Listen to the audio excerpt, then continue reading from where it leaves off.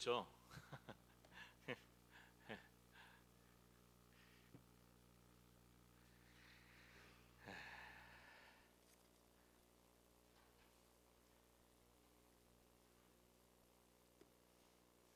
네, 오늘 제목이 뭔가요? 제목 우리의 미래는 땅땅땅이다. 예, 아직 완성이 안 됐습니다. 한 문장 자체가. 그 문장을 말씀을 통해서 완성해 보려고 합니다. 예,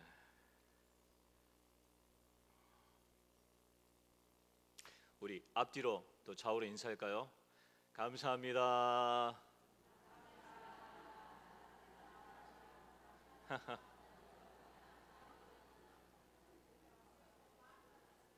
예, 한 가지 인사 방법이 또 하나 또 있습니다. 미안합니다. 미안합니다.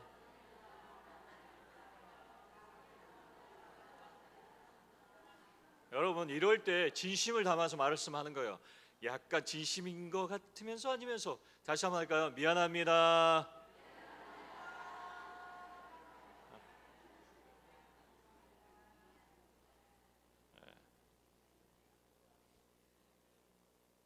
뭐가 미안합니까?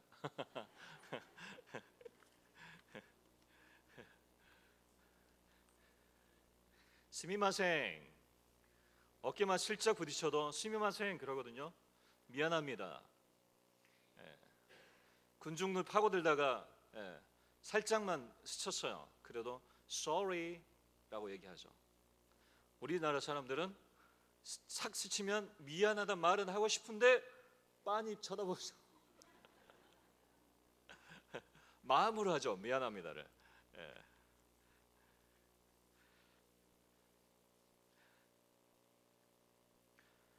예, 아까 우리의 미래의 문장을 완성시켜 보려고 합니다. 이런 질문을 던져봅니다.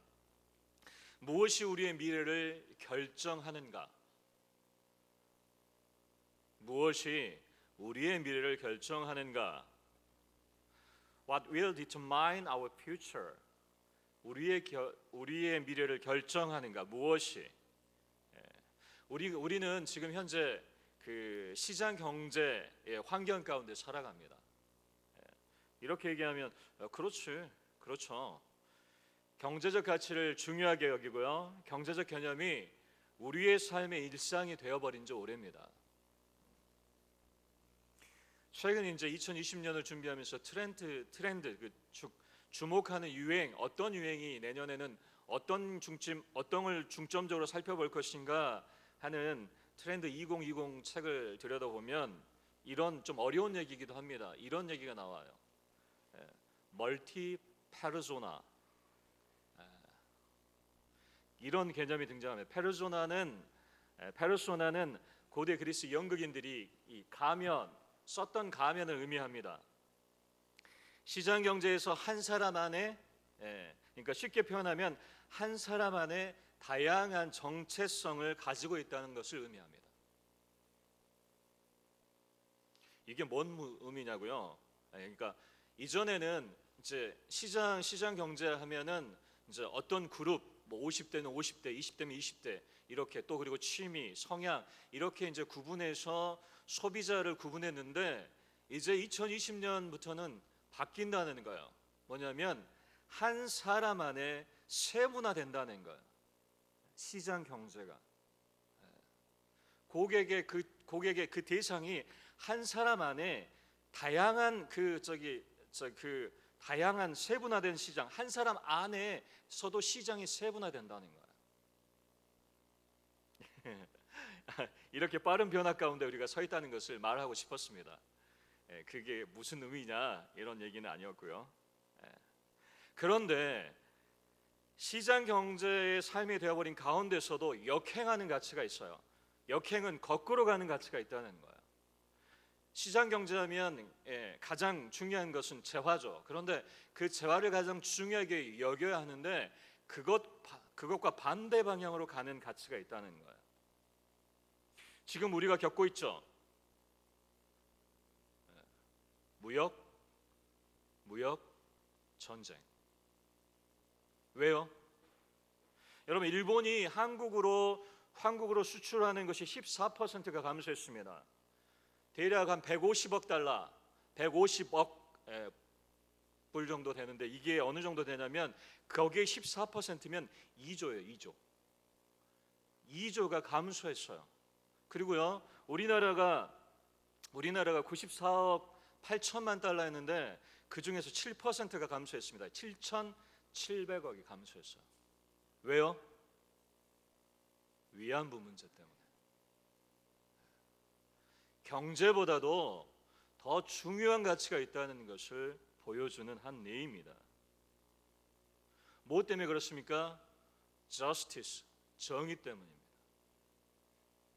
정의를 실현하기 위해서 이런 7,700억 원이라는 놀라운 그 금액에도 그 감소를 않는다는 거예요. 마이클 샌들의 그 정의란 무엇인가? 저스티스란 책에서 이런 질문을 던집니다. 이제 이야기입니다. 1884년 있었던 실화를 바탕으로 한 이야기입니다. 영국 선원 4명이 구명보트에 탄 채 표류합니다. 남대서양에 표류합니다. 육지로부터 1,600km 떨어져 있으니까 어마어마한 거리죠. 어딘지도 모르고 표류하고 있었습니다. 구명보트 안에는 달랑, 순무, 통조림 2개, 물도 없었어요. 그걸로 사흘을 버텼습니다. 나흘째 되는 날 바다거북이 한 마리를 잡습니다. 그리고 그걸 가지고 연명하며 며칠을 더 버팁니다. 그 후에는 8일 동안 아무것도 먹지 못했어요. 물도 마시지 못했습니다. 그중 가장 어렸던 16세 소년이 갈증을 참지 못하고 바닷물을 마셔버려요. 결국은 일사, 또 그리고 수분 부족으로 탈수 현상까지 일어나면서 거의 죽게 되어 버립니다. 이 네 사람이 지금 겪고 있는 가장 큰 고통은 뭐예요? 뭘까요? 물과 또 음식이죠. 벌써 10여일 넘게 먹지 못했어요. 세 사람이 죽어가는 사람을 옆에 두고 암묵적 동의를 합니다. 차마 말로 표현할 수 없는 것. 그 소년을 죽이고 음식으로 대체됩니다.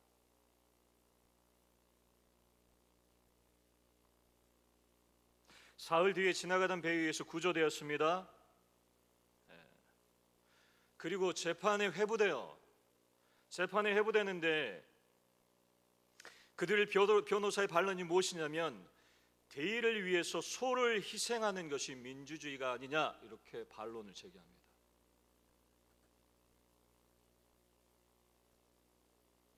그렇습니까? 비용과 기대되는 이익을 계산하면 한 사람이 희생하는 것이 맞지 않습니까?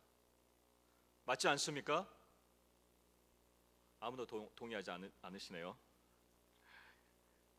그렇습니다. 경제로서 환산할 수 없는 가치, 그것 때문에 쉽게 동의할 수 없습니다.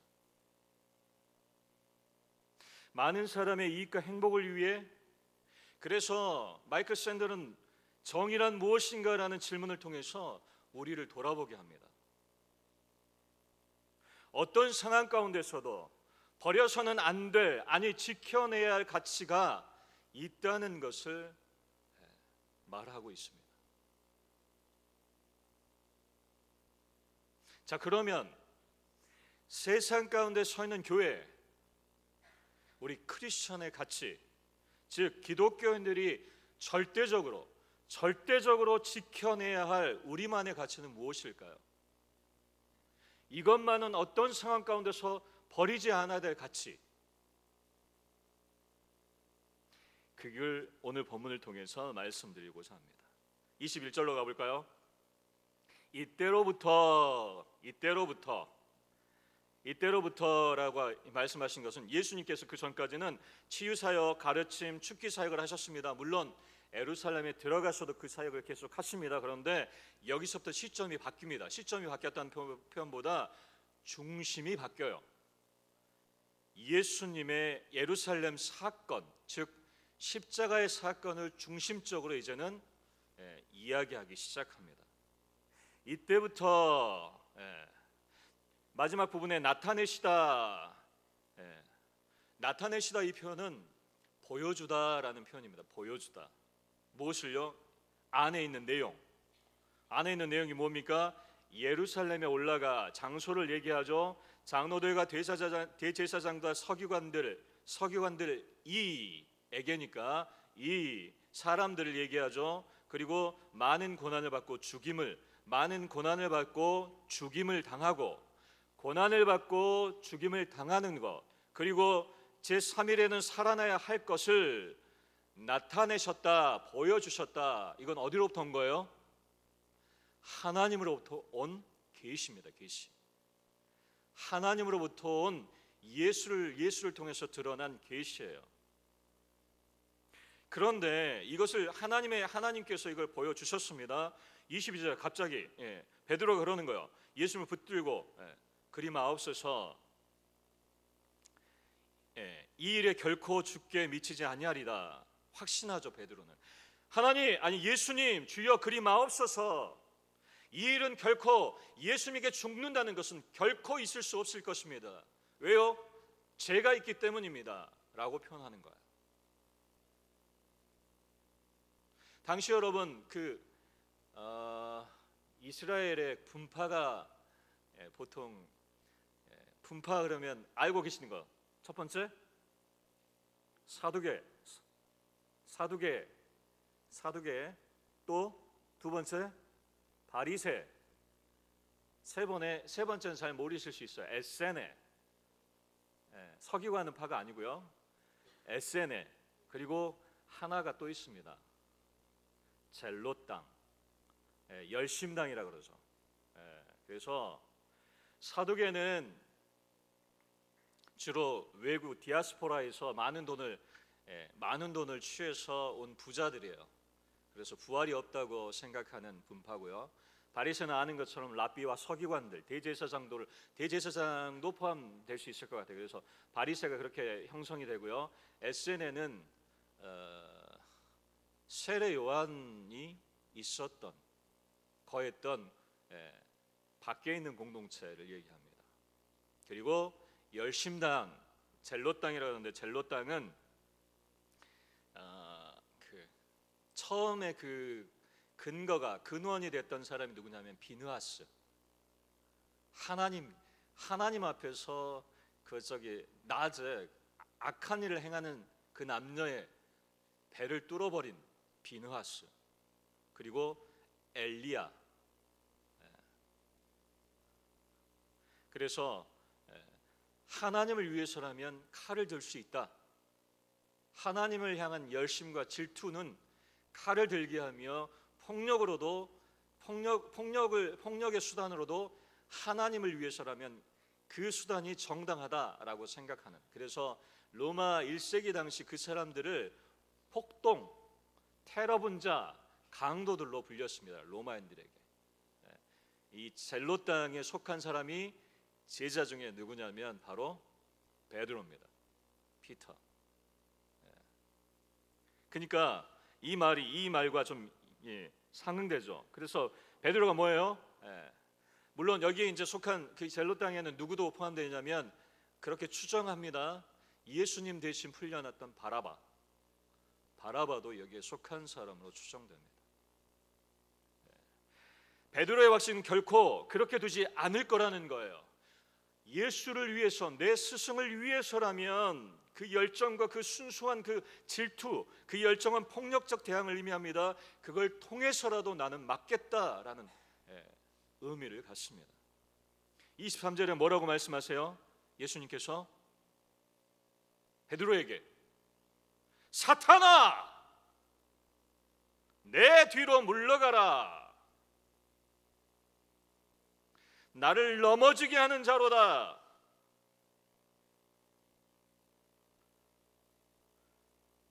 우리가 생각할 때는 억울한 말이죠. 아니요, 전혀 억울하지 않습니다. 예수님의 죽음을 반대하는 거예요. 베드로는 지금 누구를 반대하고 있어요? 예수를 위한다고 얘기하고 있지만 하나님의 일을 거역하고 있는 거예요. 하나님의 일을 거스르고 있는 겁니다.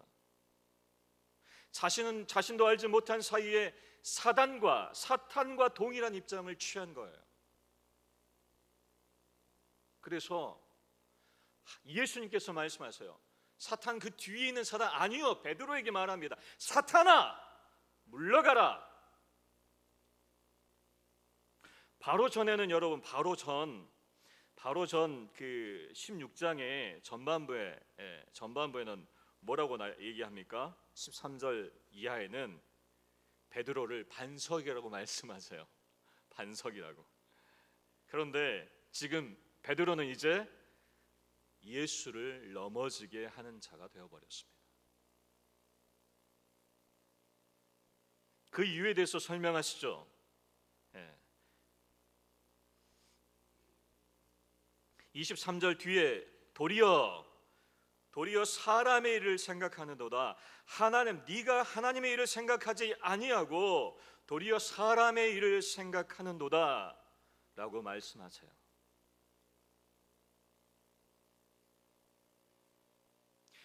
사람의 일은 무엇입니까? 하나님, 예수님께서 승리하기를 원하는 거예요. 베드로의 마음은, 베드로의 그 뜻은 어디에 있느냐? 예수님의 승리에 있습니다. 그리고 예수님과 함께 이룩할 나라에 있는 거예요. 거기에 초점을 맞추고 있습니다. 주님을 위해서라면 폭력적인 그 방법이라도 정당하다는 그 베드로의 마음은 그렇게 될 수 없다는 거예요. 예수님께서 이 부정한 정부를 뒤엎으시고 새로운 정부를 만들기를 원하는 거예요. 새로운 정부를 만드시고 거기에 왕으로 추대하기를 원하는 겁니다. 그런데 예수님께서 24절에 차분하게 다시 말씀하십니다. 24절 우리 한번 같이 읽어볼까요? 다시 한번 읽어보겠습니다. 시작. 이에 예수께서 제자들에게 이르시되 누구든지 나를 따라오려거든 자기를 부인하고 자기 십자가를 지고 나를 따를 것이니라. 아멘.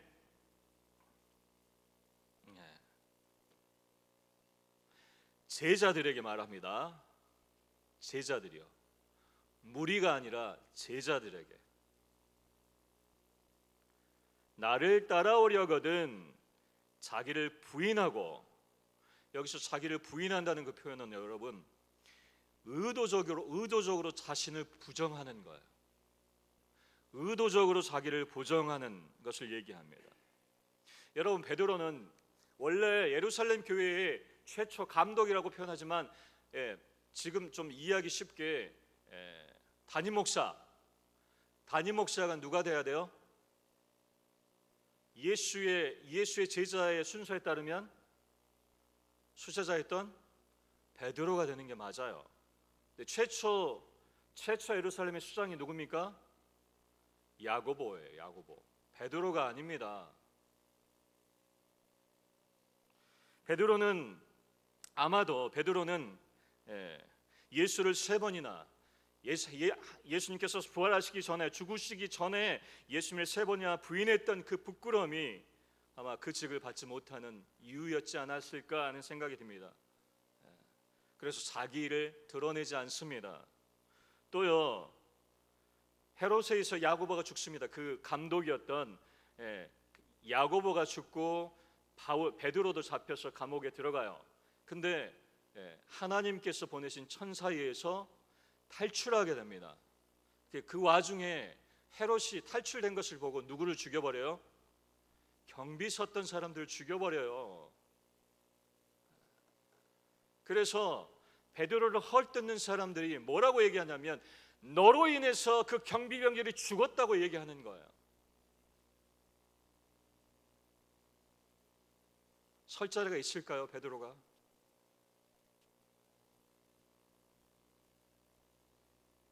수제자이면서, 여러분, 자기 십자가를 지고 수제자이면서 수제자임을 자기가 첫 번째 제자임을 주장하지 않습니다. 그 일로 인해서 여러분, 예루살렘 모든 교회의 핵심이었던, 중심이었던 예루살렘 교회가 든든히 서가요.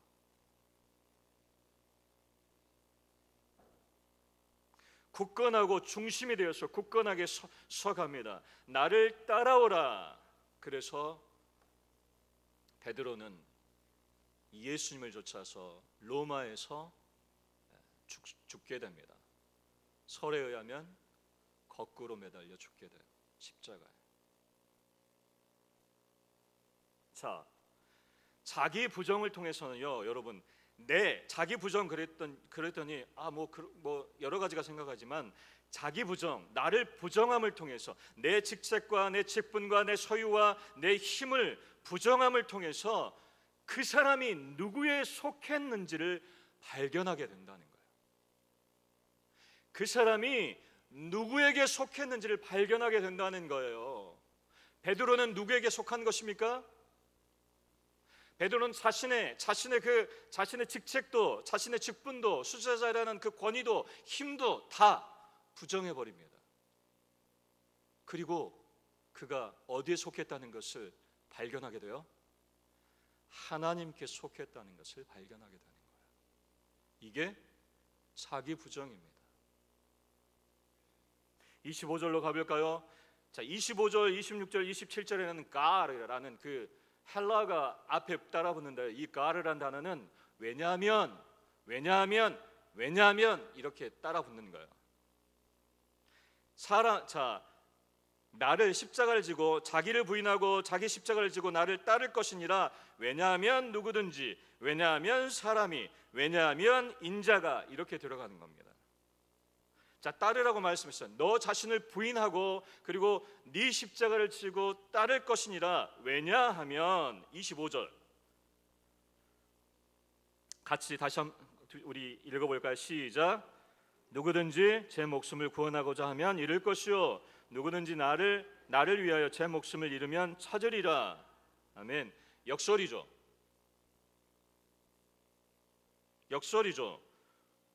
구원하고자 하면 구원받아야 되는데, 내가 내 목숨을 구원하고자 하면 잃는다는 것은 이상한 얘기, 맞지 않는 모순과 같은 얘기 같습니다. 그런데 이 뉘앙스를 보면 지금 어떤 상황을 염두에 두고 있는 거예요?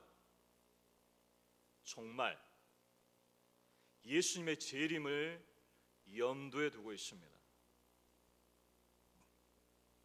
왜냐하면 만약에 여러분 베드로가 자신의 주장대로 그렇게 행했더라면 예수님께서 그 일을, 하나님의 계시를 드러냈습니다. 그런데 베드로가 주님, 그럴 수 없어요.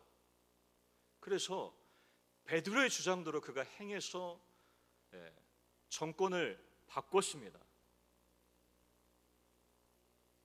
그리고 로마의 압제로부터 벗어날 수도 있었겠지만, 결국은 26절의 말씀처럼 뭘 잃는다는 거예요? 하나님께서 다시 오실 때, 예수님께서 다시 오셔서 심판을 받게 될 때는 베드로는 생명을 잃게 된 사람이라는 거예요.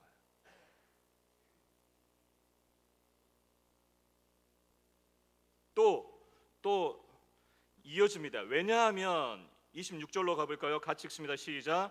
사람이 만일 온 천하를 얻고도 제 목숨을 잃으면 무엇이 유익하리요? 사람이 무엇을 주고 제 목숨과 바꾸겠느냐? 왜냐하면 마태복음 24장 30절 말씀에는 그때에 인자의 징조가 하늘에서 보이겠고, 그때 땅의 모든 족속들이 통곡하며 그들이 인자가 구름을 타고 능력과 큰 영광으로 오는 것을 보리라.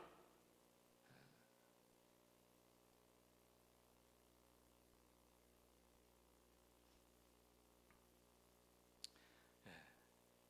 25절과 26절에서 말씀하고 있는 것은 무엇이냐면, 너의 뜻대로, 네 주장대로 살아가는 삶이라면 누구의 소유예요? 그 삶은 내 소유의 삶이에요. 내 뜻대로 내 주장대로 사는 삶의 모습 가운데는 누가 주인이 된 삶이에요? 내가 주인 된 삶이에요. 그래서 그 말씀을 합니다. 27절 같이 읽어볼까요? 같이 읽습니다. 시작. 인자가 아버지의 영광으로 그 천사들과 함께 오리니 그때에 각 사람이 행한 대로 갚으리라. 행한 대로 갚으리라. 각 사람이 행한 대로 갚으리라. 로마서 2장 6절 말씀에 하나님께서 각 사람에게 그 행한 대로 보응하시되, 고린도후서 11장 15절에 그러므로 사탄의 일꾼들도 자기를 의의 일꾼으로 가장하는 것이 또한 대단한 일이 아니니라. 그들의 마지막은 그 행위대로 되리라.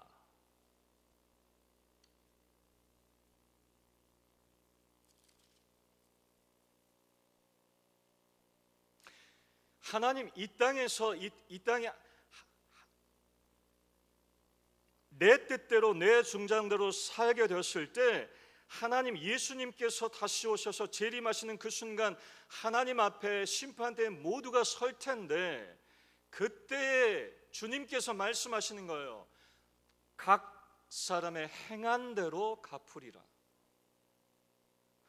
네 삶을 너에게 준 삶을 네 주장과 네 뜻과 네 힘과 네 의지대로 살았다면 그것은 너의 삶이다. 그때는 어때요? 그 사람은 생명을 잃게 될 것이다. 생명을 얻지 못하게 될 것이다고 말씀하시는 거예요.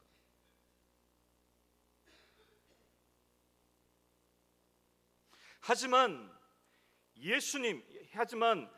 내 뜻과 내 주장과 베드로가 그 주장을 꺾고 그리고 자신의 삶을 하나님의 뜻 안에서 뜻을 쫓아가며 살았다면 그 삶은, 하나님의 뜻을 쫓아간 삶은 누구의 삶이에요? 하나님의 삶이죠. 하나님을 쫓아가는 삶이죠. 그러면 예수님께서 오실 때 어떻게 되신다고요? 생명을 얻게 된다는 거예요.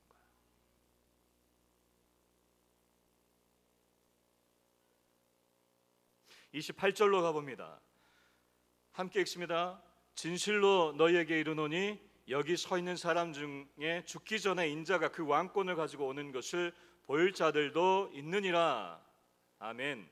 진실로, 이 표현은 아멘이라는 단어입니다. 아멘 하고 시작하죠. 중요성을 부여할 때 사용되는 말입니다. 여기서 죽기 전에 죽음을 맛보지 않는다, 죽음을 맛보지 않았다라는 표현입니다. 목사님, 이게 가능한가요? 이건 지나버렸는데 거짓 아닌가? 아니죠. 그걸 얘기하는 것이 아니라 이 말은 죽음이 극복되었고 부활하리라는 사실을 말하는 거예요. 죽음은 극복되었고 부활하리라는 사실을 말씀하고 있는 것입니다. 제자들에게는 죽음이 극복될 것이고 부활할 것이다 라고 막 얘기하고 있는 거예요. 그래서 인자가 구름 타고 오는 것을 함께 본다는 겁니다. 함께 한다는 거예요. 자, 지금 제자들에게 말씀하고 있습니다. 제자들에게. 그럼 제가 여러분께 묻습니다. 나는 예수님의 제자입니까? 답하셔야 됩니다. 여러분은 예수님의 제자입니까? 답하셔야 됩니다. 다시 묻습니다. 여러분은 예수님의 제자입니까? 왜 그러면 예수님께서 자기를 부정하고 네 십자가를 지고 나를 따를 것이라고 말씀하셨냐면, 예수는요 하나님 아버지 뜻을 위해서 하늘에서 자신의 모든 권위를 내려놓아야만 올 수 있는 거예요. 세상의 모든 권세가 아니라 하늘까지의 모든 권세를 내려놓고 오신 겁니다. 예수는요 아버지의 마음을 알았습니다. 그래서 당신이 직접 만든 그 인간의 모습으로 옵니다. 예수는요 그 이름을 보면요 나중에 한번 말씀드릴 수 있어요. 아마 아시는 분도 계실 겁니다. 예수의 이름, 예수아라는 그 표현은 예, 그 구원이란 단어와 하나님 아나도이란 단어가 결합된 단어예요. 하나님 구원이란 뜻입니다. 그런데 예수님은 하나님의 구원의 삶을 살아야 합니다. 예수는요 그 길을 걸어갑니다. 예수는요 하나님의 백성을 구하기에 역설적으로 하나님의 백성을 구하기 위해서 이 땅에 오셨는데 그들을 위해서 오셨는데 그들이 돌팔매에 돌을 던집니다. 침을 뱉습니다. 채찍으로 맞이합니다. 가시면류관을 씌웁니다. 여러분, 예수님을 따랐던 무리와 제자들에게서도조차 버림을 받으면서 거짓 선지자라는 오명을 받아요. 거짓 선지자. 나무에 달린 자는 하나님의 저주를 받은 자가 되기 때문에 나무에 달렸습니다. 나무에 달린 것을 보고 대제사장과 서기관들이 얘기합니다. 저는 저주를 받은 자, 그가 생전에 얘기했던 모든 것은 거짓이다 라고 얘기하는 거예요. 거짓 선지자라는 그 오명을 쓰고 죽게 될 것을 알면서도 걸어가는 거예요. 걸어가십니다. 그 길을. 마태복음 26장 39절에 내 아버지여, 만일 할만하시거든 이 산을 내게서 지나가게 하옵소서. 울면서 그 길을 걸어갑니다. 그러나 나의 원대로 마옵시고 아버지의 원대로 하옵소서. 엘리 엘리 라마 사막다니, 나의 하나님 어찌하여 나를 버리셨나이까. 죄를 미처 깨닫지도 못하는 사람들을 위해서. 저 사람들이 죄를 깨달았어요? 회개를 했습니까? 모르죠. 죄가 자기에게 있는지조차 모르는 저들을 위해서, 하나님 아버지의 뜻을 위해서 희생하십니다.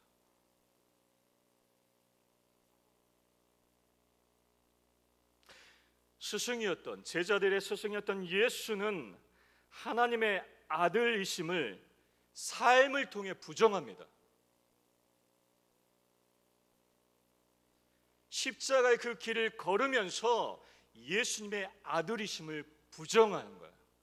자기를 부정합니다.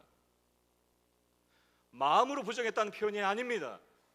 그 길을 걸어가시면서 모든 것을 내려놓고 하나님의 아들인 것조차도 모든 것을 부정합니다.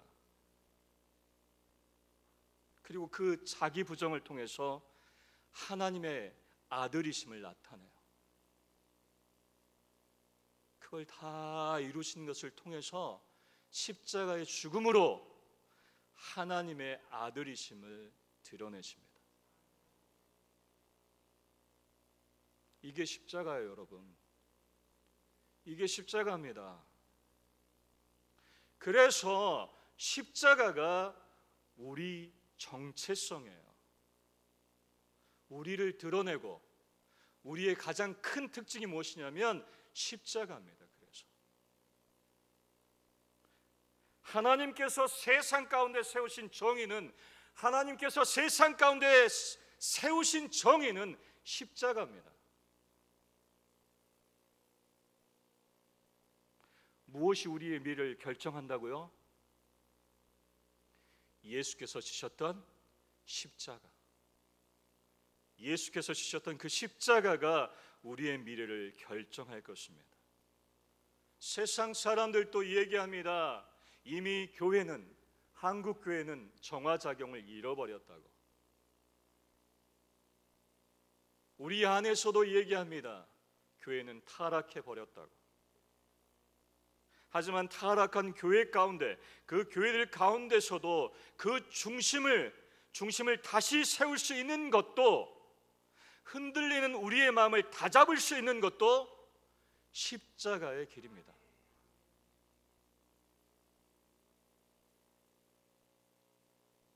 여러분, 베드로의 주장은 내 주장은요, 내가 원하는 행복과 기쁨을 가져다 줄 수 있어요. 베드로의 주장도, 내 삶의 내 주장도 내가 원하는 행복과 기쁨을 가져다 줄 수 있습니다. 하지만 그 평생의 삶은 그 삶으로 끝이 납니다. 각 사람의 행한 대로 갚으리라. 그렇지만 내 자신을 부정합니다. 하나님의 뜻 앞에서는 내 자신도 부정하고 직책도 부정하고 내 주장도 내려놓고 내 소유도 내 힘도 부정할 때 내가 원하는 행복과 기쁨은 가질 수 없을지라도 그 평생의 삶은 하나님의 뜻이 됩니다.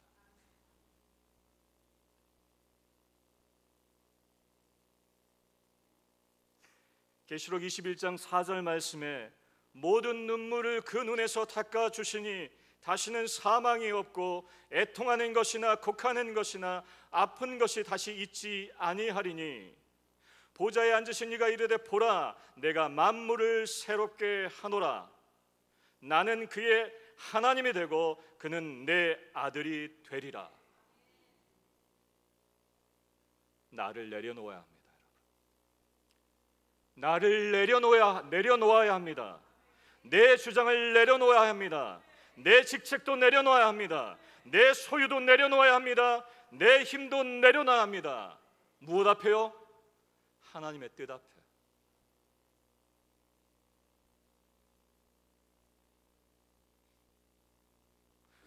우리 생에서는 그 우리가 원하는 기쁨과 행복을 누릴 수 없을 수 있습니다. 각 사람이 행한 대로 갚으리라. 그리고 나서 예수께서 행하셨던 그 걸음에 따라서 주님께서 갚으십니다. 뭘로요? 하늘의 모든 권세를 허락하십니다. 베드로는요, 그가 죽어서 초대 교황이 되어 지금도 선한 영향력을 미치고 있습니다. 바울도요, 자신의 생에서는 전혀 받지 못했던 모든 사람의 존경과 사랑을 받습니다.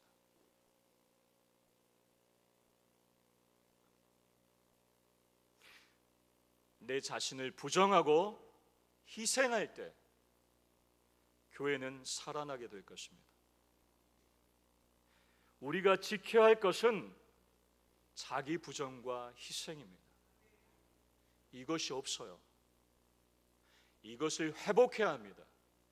십자가의 중심 안에는 무엇이 있냐면 자기 부정과 희생이 있습니다. 이걸 회복하게 될 때 남들은 그 사람과 그 교회와 공동체에게 바보 멍충이라고 할 수 있습니다. 하지만 이게 교회의 핵심이에요. 이걸 잃어버린 공동체는 십자가를 잃어버린 공동체입니다.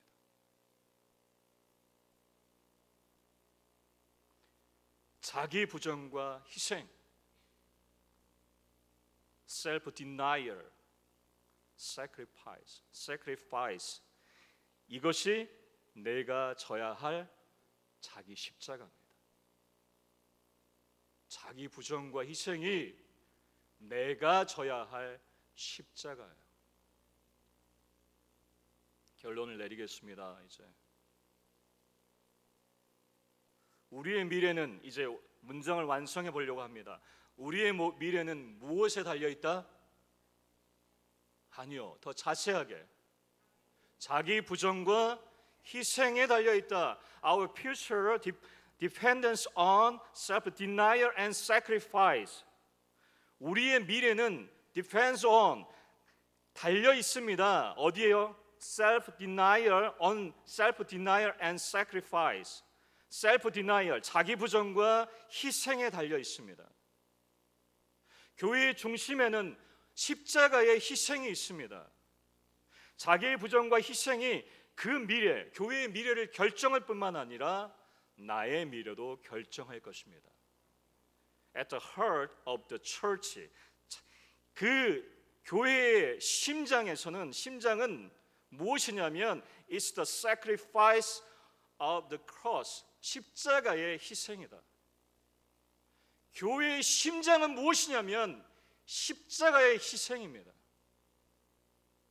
그리고요, 교회의 미래를 결정하는 것, 그 교회의 미래, 자기 부전과 희생이 바로 우리의 교회의 미래를 결정할 뿐만 아니라 오늘 말씀처럼 예수님께서 다시 오시는 그날에 우리의 미래가 결정될 텐데, 자기 부전과 희생이 교회의 미래를 결정할 뿐만 아니라 나의 미래도 결정할 것입니다.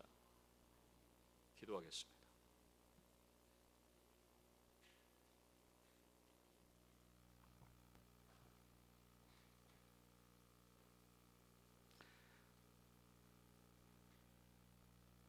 하나님 아버지, 교회의 정체성인 십자가의 자기 부정과 희생의 길을 우리 모두가 걸어가도록 인도하여 주시옵소서.